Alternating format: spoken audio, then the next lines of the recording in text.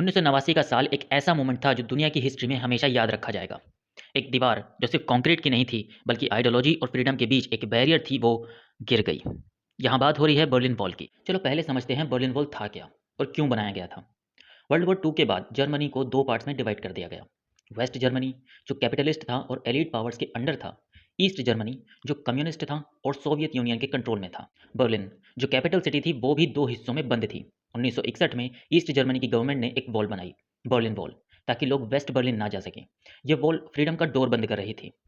East Berlin के लोग अपनी गवर्नमेंट की पॉलिसीज से थक चुके थे। इकोनॉमी वीक थी, फ्रीडम की कमी थी और लोग रिप्रेशन फील कर रहे थे। लेकिन 1980s तक सोवियत यूनियन का कंट्रोल भी धीरे धीरे कमजोर पड़ रहा था। एक नई लीडर मिखाइल गोर्बाचेव रिफॉर्म्स लाए, जैसे ग्लासनोस्ट यानी फ्रीडम ऑफ स्पीच और पेरेस्ट्रोइका यानी इकोनॉमिक रिस्ट्रक्चरिंग। इससे कम्युनिस्ट ब्लॉक के अंदर एक नई सोच शुरू हुई। ईस्ट जर्मनी के लोगों ने प्रोटेस्ट स्टार्ट किए। सिटीज़ में डेमोक्रेसी और फ्रीडम के लिए मार्चेज होने लगे। प्रेशर इतना बढ़ गया कि ईस्ट जर्मन गवर्नमेंट को नवंबर 9 1989 को अनाउंस करना पड़ा कि लोग फ्रीडी बॉर्डर क्रॉस कर सकते हैं। उस रात हजारों लोग बर्लिन वॉल के दोनों तरफ इकट्ठा हो गए।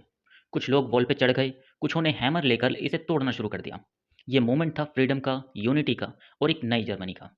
बर्लिन वॉल के गिरने का इम्पैक्ट सिर्फ जर्मनी तक लिमिटेड नहीं था। ये सिंबल था कोल्ड वॉर के खत्म होने का।